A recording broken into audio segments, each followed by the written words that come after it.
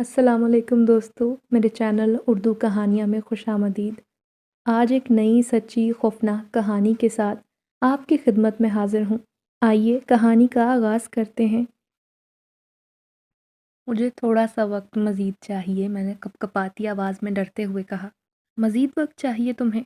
تمہارے پاس 3 دن تھے، جن میں سے ابھی 2 دن گزرے ہیں، کل کا دن ابھی تک باقی ہے، جو کرنا ہے کل تک کرنا ہوگا، ورنہ بہت برا ہوگا تمہارے ساتھ۔ اس کی بات سن کر میں تو کانپ اٹھی تھی۔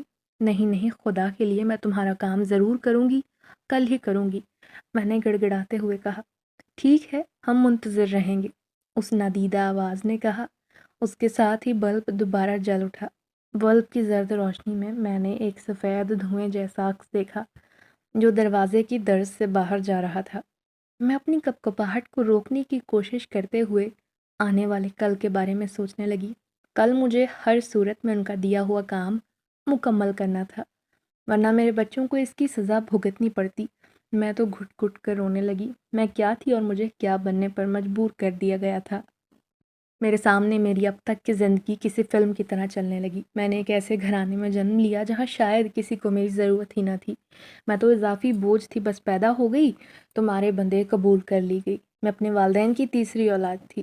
اماں ابا کی مجھ سے بڑی 2 بیٹیاں اور تھیں، اور ہر بار بچے کی پیدائش پر وہ بیٹے کی خواہش میں دن گنتے رہے، مگر جب وہ نیا وجود اس دنیا میں سانس لینے آتا تو پتہ چلتا وہ تو بیٹی ہے، اور بیٹی شاید ہی میرے والدین دنیا میں کسی اور چیز سے اتنی نفرت کرتے ہوں گے جتنی وہ اس لفظ بیٹی سے کرتے تھے۔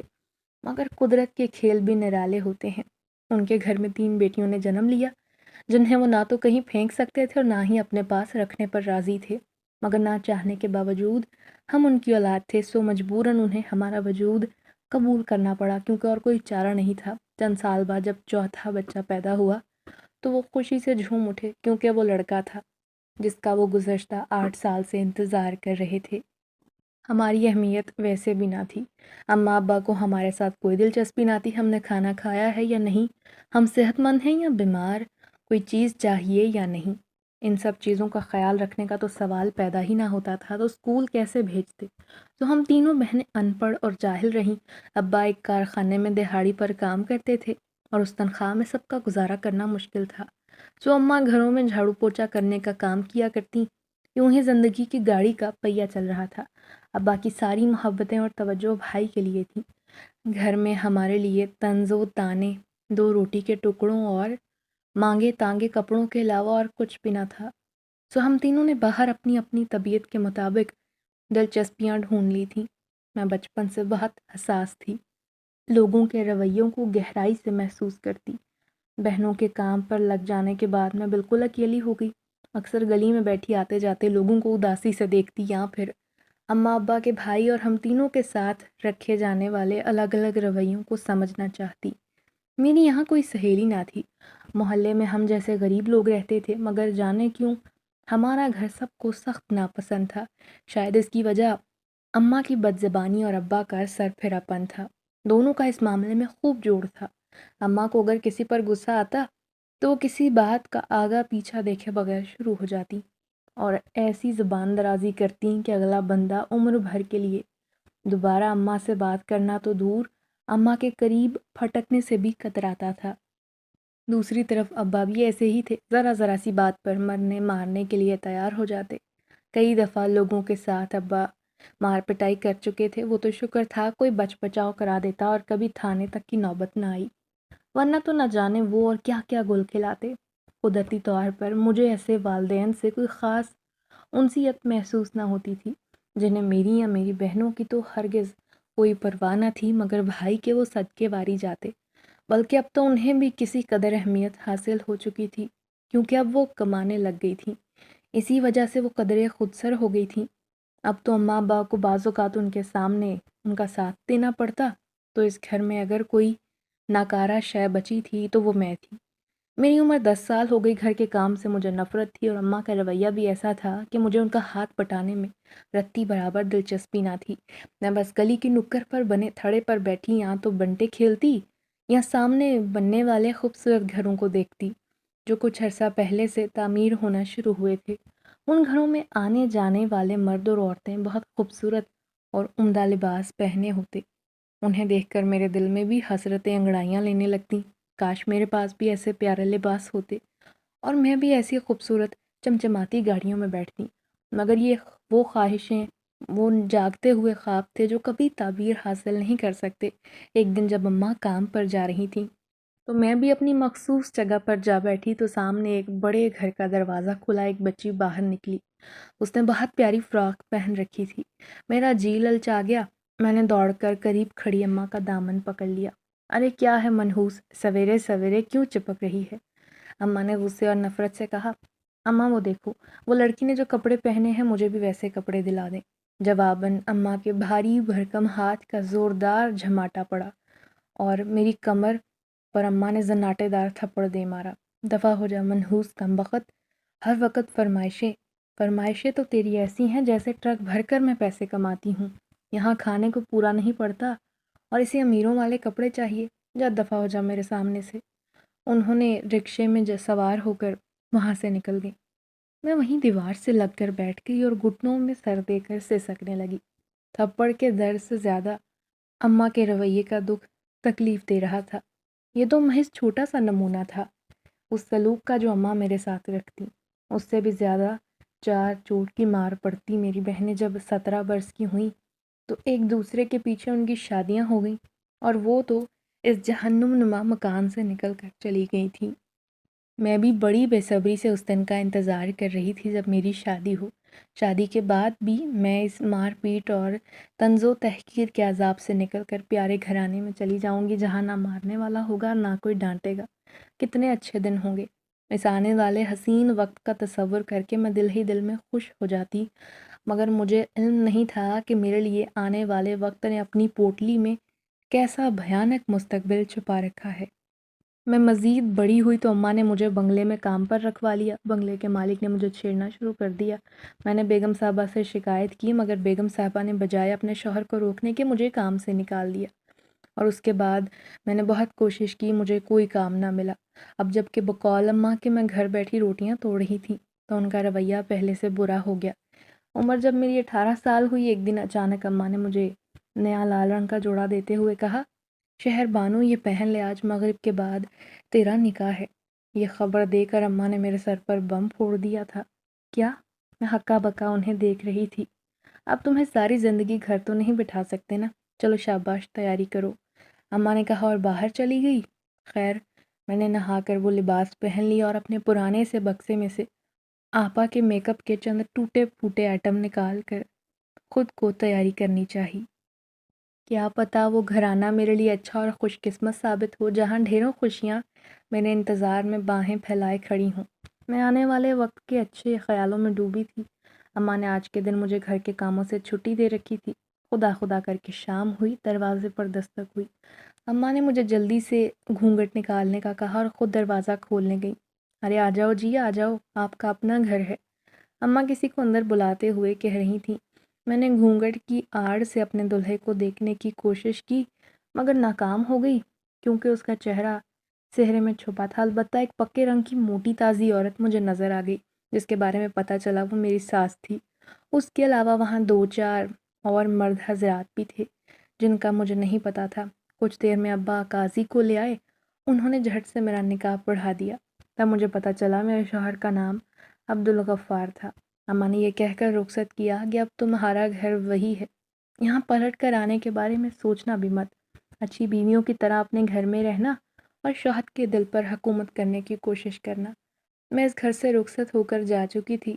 نیا گھر دیکھ کر میرے ارمانوں پر اوس پڑ گئی کیونکہ میرا خیال تھا وہ میرے ماں باپ کی نسبت زیادہ اچھا اور خوبصورت ہوگا، مگر یہ گھر دیکھ کر مجھے صدمہ لگ گیا، وہ تو لگ بھگ ویسا ہی تھا۔ خیر کیا پتہ اس گھر کی صرف ظاہری حیثیت ایسی ہو۔ میں نے دل ہی دل میں سوچا اور اس کمرے میں پیر رکھا جہاں میری ساس مجھے لے کر جا رہی تھی۔ کمرہ بھی انتہائی معمولی تھا، ایک بھی سجاوٹی شے نظر نہ آئی۔ ایک پیٹی اور ایک چارپائی کے سوا وہاں کوئی سامان نہ تھا۔ ساس نے مجھے چارپائی پر بیٹھنے کو کہا، دیکھ لڑکی، آج سے تو اس گھر کی بہو ہے، گھر کی ذمہ داری اٹھانا تیرا فرض ہے، اسی لیے تو کل سے یہاں کا سارا کام کرے گی۔ ساس نے کرخت لہجے میں کہا۔ جی ٹھیک ہے، میں نے دھیمی آواز میں جواب دیا۔ اچھا اور سن لے، صبح سویرے جاگ جانا، منحوسوں کی طرح سوئی پڑی نہ رہنا۔ یہ کہہ کر وہ باہر چلی گئی تو میرے کب کے روکے آنسو بہنے لگے۔ اس گھر میں میری کیا اوقات تھی، یہ مجھے آج کے دن ہی معلوم ہو گیا تھا۔ میرا شوہر عبدالغفار اصل میں مکینک تھا۔ وہ کبھی بھی ٹک کر کوئی کام نہ کرتا، کبھی کسی جگہ کام کیا تو 4-6 ماہ بعد کسی اور جگہ کام کرتا۔ وجہ یہ تھی کہ اسے کئی جگہوں سے نکالا جا چکا تھا کیونکہ اسے چوری کرنے کی بری عادت تھی۔ اکثر گاڑیوں کے پرزے نکال کر بیچ دیتا اور اس رقم سے یا تو جوا کھیلتا یا نشے میں رقم اڑا دیتا۔ تو گھر کا خرچہ چلانے کے لیے میری ساس ایک بنگلے میں جھاڑو پوچھا کرنے کا کام کیا کرتی۔ اب چونکہ وہ بوڑھی ہو رہی تھی اسی لیے ان سے کام نہ ہوتا جیسے اس گھر کے مالکان چاہتے تھے۔ ساس چالاک تھی، اس سے قبل کہ اسے کام سے جواب ملتا اس نے اپنی جمع پونجی سے ایک لڑکی خرید لی۔ جی ہاں، اس نے مجھے میرے گھر والوں سے پیسوں کے عوض لیا تھا۔ یہ بات ایک دن نشے میں چور ہو کر میرے شوہر نے مجھے بتائی۔ میرے والدین نے مجھے 50,000 میں بیچا تھا اور یہ پیسے دے کر میری ساس مجھے اپنے بیٹے کے ساتھ نکاح کروا کر اس گھر میں لے آئی اور شادی کے 2 دن بعد اس نے مجھے اسی بنگلے پر کام میں لگوا دیا جہاں وہ خود کام کرتی تھی۔ یوں اسے بغیر ہاتھ پیر ہلائے پیسہ ملنے لگا اور گھر کے کاموں کے لیے مفت کی نوکرانی ہاتھ آ گئی۔ میں پورا دن بنگلے میں کام کرتی اور رات کو گھر آتی تو یہاں بھی میرے لیے بہت سا کام باقی ہوتا۔ میری ساس مزے سے حکم چلاتی، مجھے اس کام سے جتنے پیسے لیتے میری ساس دیتی اور پھر میں اکثر بھوکی رہ کر اپنے بچوں کو کھلانے کی کوشش کرتی۔ میری تمام تر کوششوں کے باوجود میرے بچے اکثر بھوکے سوتے۔ مجھ سے ان کا رونا دیکھا نہیں جاتا تھا، میں بے بسی سے تڑپ کر رہ جاتی، مگر اس عورت کو اپنی جو ان کی سگی دادی تھی ان معصوم جانوں پر ہرگز رحم نہ آتا۔ میری ساس اور میرا شوہر دونوں ماں بیٹے اپنی دنیا میں مست رہتے، پیچھے ہم لوگ تڑپتے رہتے۔ اس دن بھی میرے بچے بار بار کھانا مانگ رہے تھے مگر گزشتہ دنوں لیا گیا راشن کا سامان ختم تھا، میرے پاس پکانے کو کچھ نہیں تھا، تو میں نے بچوں کو بہلانے کے لیے ایک کہانی سنانا شروع کر دی۔ مگر بھوکا پیٹ قصے کہانیوں سے کہاں بہلتا ہے، وہ تو صرف روٹی مانگتا ہے۔ میرے بچوں کو کہانی میں کوئی دلچسپی نہ تھی، وہ مسلسل روٹی مانگتے اور روتے رہے اور میں اپنے آنسو صاف کرتے ہوئے انہیں تھپکتی رہی۔ رات گہری ہوئی تو نیند نے انہیں اپنی مہربان آغوش میں لے لیا۔ پورے دن کی تھکی ہاری میں بھی سونے کی کوشش کرنے لگی۔ اچانک مجھے کچھ عجیب سا احساس ہوا، جیسے کوئی دروازے میں کھڑا ہے۔ پہلے تو میں نے سوچا شاید میری ساس کو میرے بچوں کے رونے کی آوازیں سن کر ہم پر رحم آ گیا ہے اور وہ ان کی خبرگیری کرنے آئی ہیں، مگر میں نے غور سے دیکھا تو احساس ہوا کہ وہ میری ساس ہرگز نہیں ہو سکتی۔ دروازے کے پاس کھڑے شخص کا قد بہت لمبا تھا۔ میں سہم گئی کہ کہیں کوئی چور یا ڈاکو تو نہیں۔ میں نے ڈر کر سوچا مگر چور ڈاکو یہاں کیا لینے آئے گا، یہاں رکھا ہی کیا ہے جو کوئی لوٹ لے گا۔ میں نے ہمت کر کے پوچھا کون ہے وہاں؟ جواباً چند لمحے تک خاموشی چھائی رہی اور پھر وہ سایہ اندر آ گیا۔ کیا چاہتی ہو تم؟ کہ تمہاری مصیبت کے دن ختم ہو جائیں اور تمہاری ساس بھی تمہاری بے دام غلام بن جائے؟ اس نے اچانک سے کہا تو میں اچھل پڑی۔ ایک تو اس کی آواز پھٹی پھٹی کانوں میں محسوس ہو رہی تھی اور اس کی بات نے مجھے ہکا بکا کر دیا۔ تم آخر ہو کون؟ میں نے پوچھا۔ میں ایک جنزادہ ہوں، میں یہاں سے گزرتے ہوئے اکثر تمہارے بچوں کو روتے ہوئے دیکھتا ہوں۔ آج بھی گزر رہا تھا کہ تمہارے بچوں کو بلکتے دیکھ کر مجھ سے رہا نہیں گیا، اسی لیے تمہاری مدد کو آیا ہوں، مگر میری ایک شرط ہے۔ میں نے خود کو سنبھالتے ہوئے کہا کیسی شرط؟ تمہیں میرا ایک کام کرنا ہوگا تو پھر ہی میں تمہاری مدد کروں گا۔ ٹھیک ہے، میں تمہارا کام کروں گی اور پھر تم میری مدد کرو گے، میں نے پر امید لہجے میں کہا۔ یہ کھجور لے لو، اسے پیس کر کسی طرح اپنی ساس کو کھلا دو تو وہ تمہاری بے دام غلام بن جائے گی اور جیسا کہو گی وہی کرے گی۔ اس نے مجھے سوکھی کھجور دی جو میں نے مٹھی میں چھپا لی۔ جنزادہ بولا چاند کی پہلی رات کو پھر سے آؤں گا، مجھے جو چاہیے اگر تم نے مجھے وہ دے دیا تو تمہیں اتنا کچھ مل جائے گا جس کا تم نے کبھی تصور نہ کیا ہوگا۔ یہ کہتے ہی وہ غائب ہو گیا اور میں حیرانگی سے اس جگہ کو دیکھنے لگی۔ میں نے خود کو چٹکی کاٹی، کہیں یہ خواب تو نہیں، مگر واقعی وہ حقیقت میں تھا۔ پھر میں سوچنے لگی میں یہ کھجور اپنی ساس کو کھلاؤں گی کیسے؟ ساری رات گہری سوچیں سوچتے ہوئے گزر گئی۔ صبح اٹھ کر میں نے باورچی خانے کو کھنگالا۔ مجھے اب کسی طرح یہ کھجور ساس کو کھلانی تھی مگر اس کے لیے کوئی بہانہ چاہیے تھا۔ ساس اپنا کھانا خود بناتی، البتہ باقی کام میرے سپرد تھے۔ بہت سوچنے کے بعد بالآخر مجھے ایک طریقہ سوجھ گیا۔ میں چائے میں ڈال کر یہ کھجور اسے کھلا سکتی تھی۔ اس دن شاید قدرت بھی میری مدد کرنے پر کمر بستہ تھی۔ ابھی مجھے باورچی خانے میں گئے ذرا دیر ہوئی تھی کہ ساس نے آواز دی، مہربانو جلدی سے باہر آ۔ میں گئی۔ جی اماں، ارے میرے سر میں درد ہے، جا چائے لے کر آ میرے لیے، انہوں نے لیٹے لیٹے کہا تو میرے دل کی مراد برائی۔ میں دل ہی دل میں مسکرائی، جی جی ابھی لے کر آتی ہوں۔ باورچی خانے میں گئی، تھوڑی سی چینی، چائے کی پتی اور خشک دودھ کے پیکٹ میں ذرا سا دودھ پڑا تھا جس سے ایک کپ چائے بن سکتی تھی۔ بچوں کے جاگنے سے پہلے میں نے چائے بنائی اور کھجور کو کوٹ کر اس میں ڈال دیا، چائے لے کر ساس کو دے دی۔ جب وہ چائے پینے لگی تو میں دھڑکتے دل سے انہیں دیکھ رہی تھی۔ اب کیا میرے سر پر تلوار کی طرح لٹکتی رہو گی؟ جاؤ جا کر اپنا کام کرو، انہوں نے ڈانٹا تو میں باہر آ گئی۔ صبح ہو گئی تھی، بچے جاگ گئے تھے، اٹھتے ہی وہ کھانے کو مانگنے لگے۔ میں منتظر نظروں سے ساس کے کمرے کے دروازے کو دیکھ رہی تھی کہ آخر دیکھوں تو کھجور کا کیا اثر ہوا، مگر بہت دیر گزر گئی، وہ باہر نہ آئیں۔ میں تنگ آ کر ان کے کمرے میں آ گئی۔ یہ دیکھ کر میں حیران رہ گئی۔ مجھے دیکھتے ہی وہ فوراً اٹھ کر بڑے مؤدبانہ انداز میں کھڑی ہو گئیں۔ میں نے اس سے کھانے پینے کے سامان کا پوچھا تو اس نے فوراً ہی تکیے کے نیچے سے چابی نکال کر مجھے دے دی۔ میں دنگ سی کھجور کی کرامت دیکھ رہی تھی۔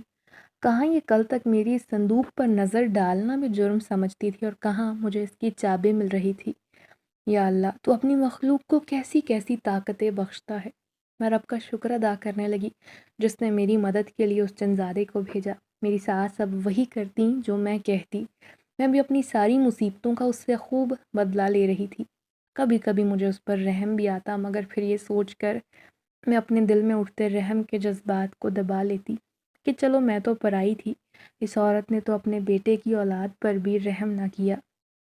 پھر دوسری پریشانی مجھے یہ تھی کہ نہ جانے اب وہ جنزادہ میرے سامنے کون سی شرط رکھے گا۔ خیر، جو ہوگا دیکھا جائے گا، میں یہ سوچ کر مطمئن ہو گئی۔ آج چاند کی پہلی رات تھی اور آج ہی اس جنزادے نے مجھے اپنے کام سے آگاہ کرنا تھا۔ مجھے تھوڑا تھوڑا ڈر لگ رہا تھا، مگر میں نے مضبوط دل کر کے اس کا انتظار کرنا شروع کر دیا۔ بچوں کو میں بہت دیر پہلے سلا چکی تھی، رات کے تقریباً 12 بجنے کو تھے جب پہلے کی طرح بلب جلنے بجھنے لگے اور پھر گھپ اندھیرا چھا گیا۔ اندھیرے میں دروازے کے قریب دو سرخ انگارہ نظر آئیں، آنکھیں نظر آئیں جو در حقیقت جنزادے کی تھی۔ میں اٹھ کر بیٹھ گئی۔ مجھے اس کی شکل واضح نظر نہیں آ رہی تھی، بس ایک سفید خاکہ تھا جو عام انسان کی نسبت بہت پتلا اور لمبا تھا۔ شہر بانو، کیا تمہیں میری شرط یاد ہے؟ جنزادے نے کرخت لہجے میں کہا۔ میں اپنی مدد کے لیے تمہارا شکریہ ادا کرتی ہوں، تم جو کہو گے میں کرنے کو تیار ہوں، میں نے دھڑکتے دل سے کہا۔ دراصل میرا بھائی ہے جسے ایک کالا جادو کرنے والے عامل نے قید کر رکھا ہے۔ ہم اسے اس قید سے چھڑا نہیں سکتے کیونکہ ہم جنات ایک مخصوص حد تک رہنے پر مجبور ہیں۔ یہ کام ایک انسان ہی کر سکتا ہے۔ تمہیں میرے بھائی کو اس قید سے آزاد کروانا ہے۔ میں دنگ رہ گئی۔ میں بھلا کیسے؟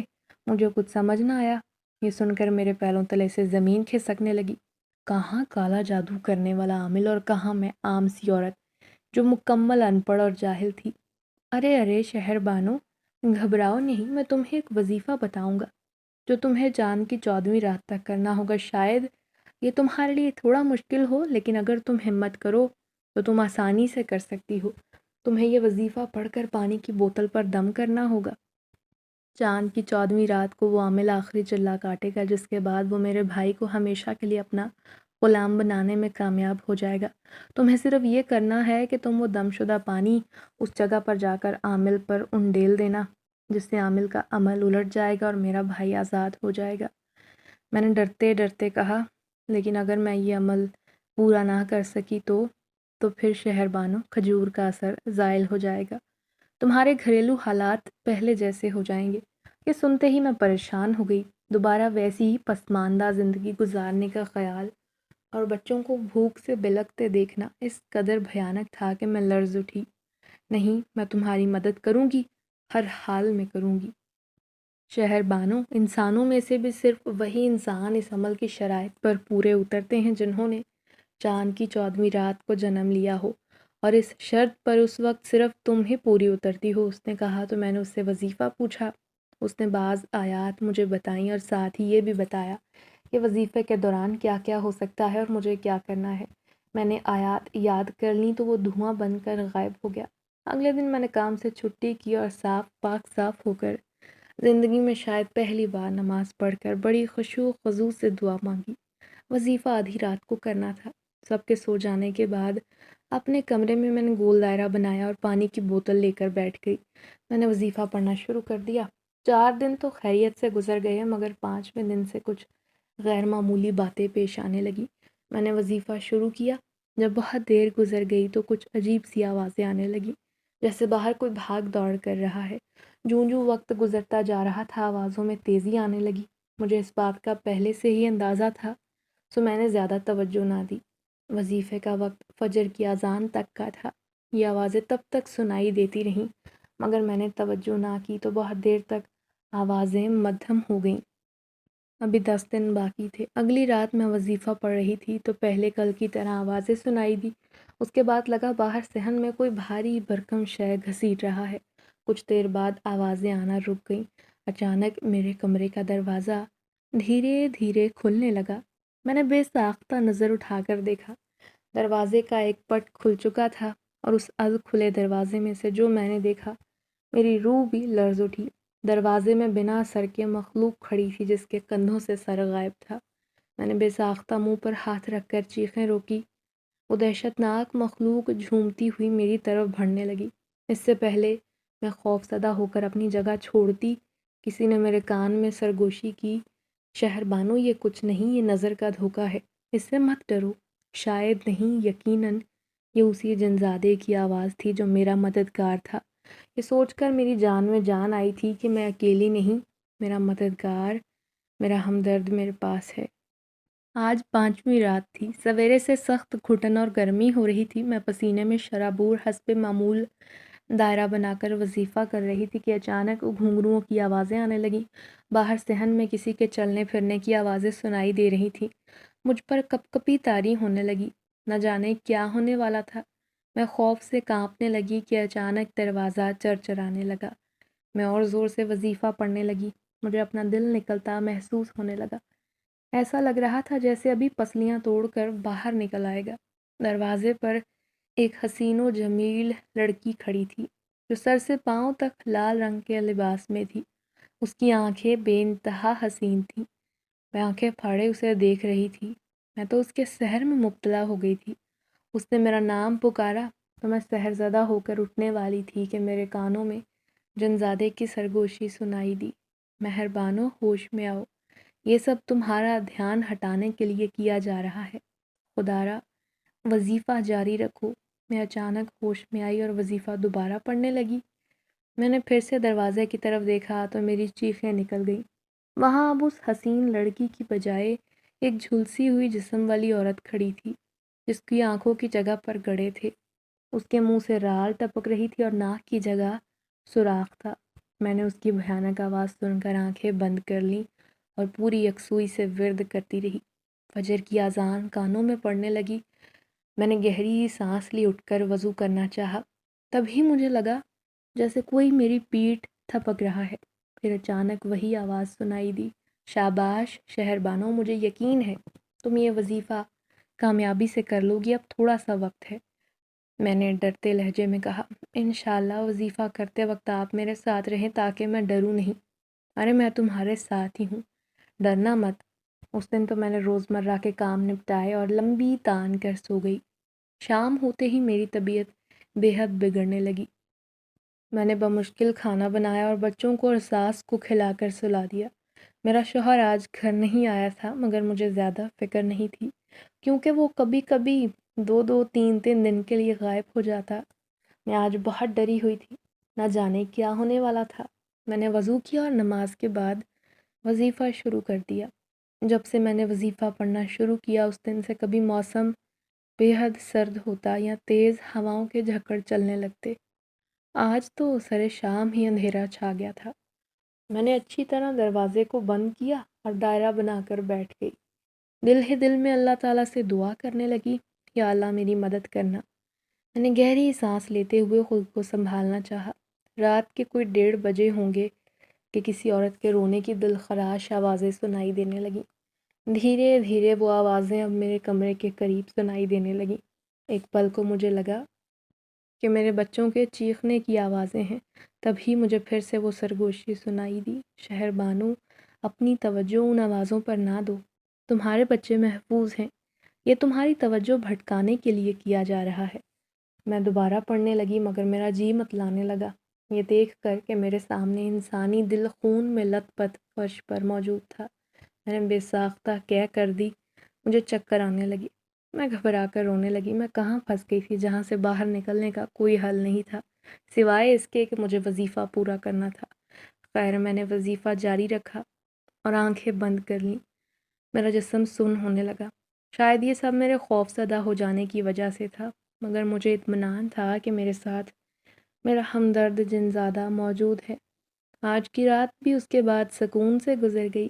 حسب معمول میں نے فجر کی نماز پڑھی اور کام کرنے لگی۔ جب دروازے پر دستک ہوئی، میں کام چھوڑ کر دروازے پر چلی آئی۔ وہاں انتہائی گندے حلیے والا فقیر کھڑا تھا جس سے شدید بدبو آ رہی تھی۔ میں نے ناک پر کپڑا رکھ کر پوچھا کیا چاہیے؟ اس نے اپنے پیلے گندے دانتوں کی نمائش کرتے ہوئے کہا، آج کی رات بہت بھیانک ہوگی تیرے لیے، بہتر ہوگا کہ تو پیچھے ہٹ جا اور اس عامل سے نہ ٹکرا، خود کو بچا لے، نہیں تو اذیت ناک موت تیرا مقدر ہوگی۔ مجھے اپنے جسم میں سرد لہر دوڑتی محسوس ہوئی مگر میں نے بظاہر مضبوط لہجے میں کہا کہ زندگی اور موت اللہ تعالیٰ کے بس میں ہے، کسی انسان کے نہیں۔ اگر مجھے مرنا ہے تو دنیا کی کوئی طاقت مجھے بچا نہیں سکتی، لیکن اگر میری زندگی کے دن باقی ہیں تو بڑے سے بڑا جادوگر بھی نہیں مار سکتا۔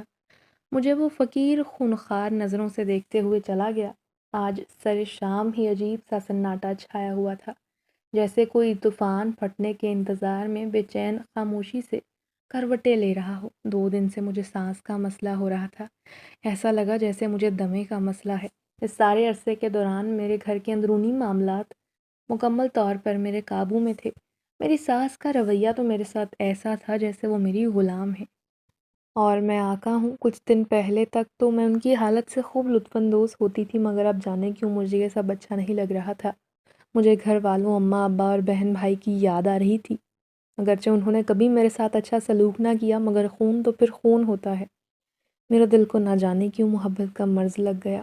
حد تو یہ تھی کہ مجھے اپنی وہ ساس جس نے مجھے ایک ایک لمحہ اذیت دی، مجھے اور میرے بچوں کو بھوکا رہنے پر مجبور کیا، اب مجھے ان پر بھی غصہ نہیں آتا تھا۔ شاید میں ہر کسی سے محبت کرنے لگی تھی۔ خیر تو اس دن اس عجیب سے سناٹے میں کسی بھیانک طوفان کی چاپ سننے کے بعد پتہ نہیں کیوں میں گمسم تھی۔ وظیفے کی 2 راتیں باقی تھی جو اگرچہ خیریت سے گزر جاتی تو باقی سب اچھا ہو جاتا۔ اس رات حصار میں بیٹھ کر میں نے ورد کرنا شروع کیا۔ بہت دیر گزر گئی مگر کوئی غیر معمولی واقعہ پیش نہیں آیا تو میں نے سکون کا سانس لیا۔ اچانک باہر سے کسی کی آواز سن کر میں چونک گئی، شہر بانو، میری بیٹی تم کہاں ہو؟ یہ آواز سن کر میں چونک گئی کیونکہ یہ تو میری اماں کی آواز تھی، مگر اس وقت اللہ خیر کرے اماں کہاں سے آ گئی؟ میں اٹھ کر باہر جانے والی تھی کہ اچانک یاد آیا کہ میں حصار سے باہر قدم نہیں رکھ سکتی۔ اوف، اب کیا کروں؟ میں شش و پنج کی حالت میں کھڑی تھی کہ دروازے پر اماں نظر آئیں۔ وہ بڑی محبت سے مجھے دیکھ رہی تھیں۔ شہر بانو، میری بیٹی، اتنی دور سے تجھ سے ملنے آئی ہوں اور تو یہاں کونے میں بیٹھی ہے چپ کر، آ جا تم سے گلے مل سکوں۔ وہ باہیں پھیلائے مجھے دیکھ رہی تھی۔ میری آنکھوں سے آنسو نکل آئے، میں تو بچپن سے ہی ان کی محبت کے لیے ترس رہی تھی۔ اب جو دروازے پر کھڑے دیکھا تو دل پسیج گیا۔ میں بےتاب ہو کر ان کی طرف بڑھنے والی تھی کہ جنزادے کی سرگوشی سنائی دی، رک جاؤ شہر بانو، یہ نظر کا دھوکہ ہے۔ میں رک گئی۔ ظاہر ہے اماں تو اس وقت نہیں آئیں گی، رات کے 3:30 بجے کا وقت تھا۔ جنزادے نے صحیح کہا تھا، یہ واقعی نظر کا دھوکہ تھا۔ میرے واپس بیٹھتے ہی اماں کی جگہ ایک بھینکر مخلوق نے لے لی۔ وہ مجھے گھور کر دیکھتے ہوئے آگے بڑھنے لگی مگر میں نے ورد نہ چھوڑا۔ میں نے آنکھیں بند کر لیں اور مکمل توجہ ورد پر لگا دی۔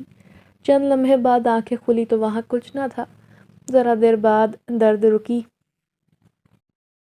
دیر بعد ہی ورد کا وقت ختم ہو گیا۔ فجر پڑھ کر میں سکون سے سو گئی۔